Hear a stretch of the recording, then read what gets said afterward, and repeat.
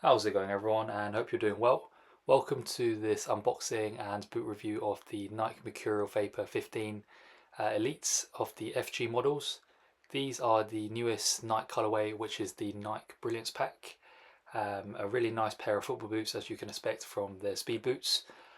In terms of the materials and any changes, there really hasn't been any. It's still very similar to the previous colorways, as you would know, and we're just going to be talking about the feet types and also the sole plate for a viewer like yourself. If you're watching this for the first time and you don't really know too much about the Vapor 15 Elites, we're just going to quickly talk over it and help you out to see if it's worth buying, worth upgrading, or paying the extra money for the top end elite boots for your circumstance. Now, when it comes down to a speed boot like the Mercurial Vapor 15s, these are the design of these are very narrow like, so it's much more targeted for players with feet types that are narrow to normal feet.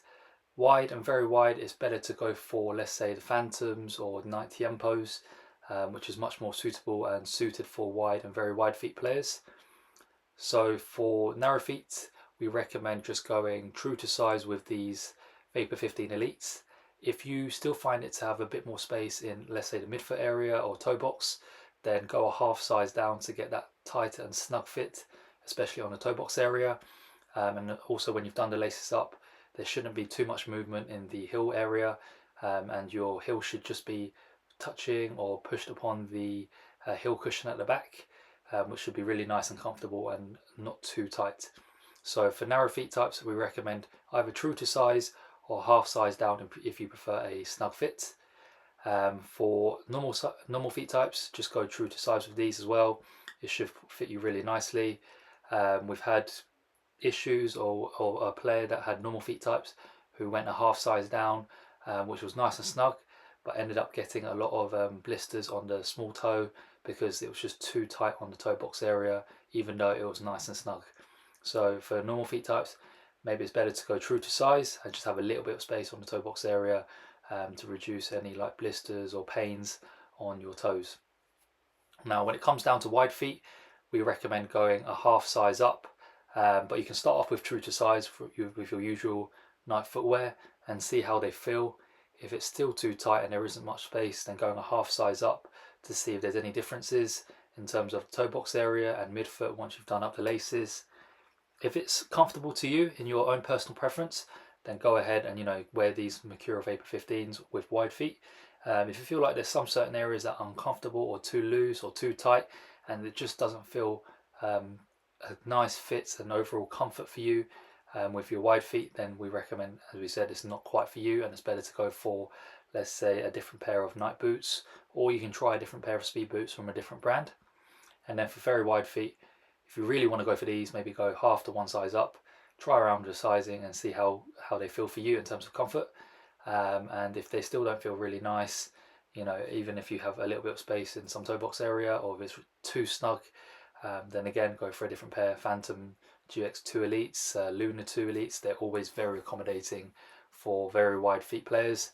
And you can also try out the Tiempos, but usually it is the Phantom line, the Nike Phantom line, which is the most suitable for very wide feet.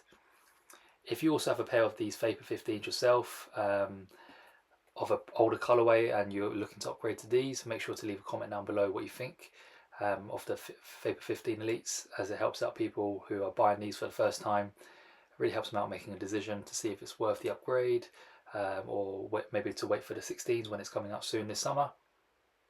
And in terms of the sole plate, again, you can wear them on firm ground as stated, so real grass pitches. You can wear these on artificial grass and also like 2G sand grasses, but for sand pitches we recommend going for the turf versions of these, even if it's just the pro or the academy versions of the Vapor 15s. It's much more suitable for very stiff and hard ground on the sand, on 2G. But for 3G, 4G, give them at least 1 to 2 weeks of use out of the box, just for the materials to soften up and also for you to get used to the boots itself, and also the sole plate with the aggressive studs. And then you can take them into something much more competitive like a match, midweek football, weekend football, which then will be much more better to reduce chance of injuries and also overall performance in terms of the small details. But yeah, thank you very much for watching this review of the Nike Mad Brilliance Pack Vapor 15 Elites. If you enjoyed it, make sure to leave the video a like and to subscribe to our channel, and we'll see you next time for another review and unboxing in the near future. All the very best and take care.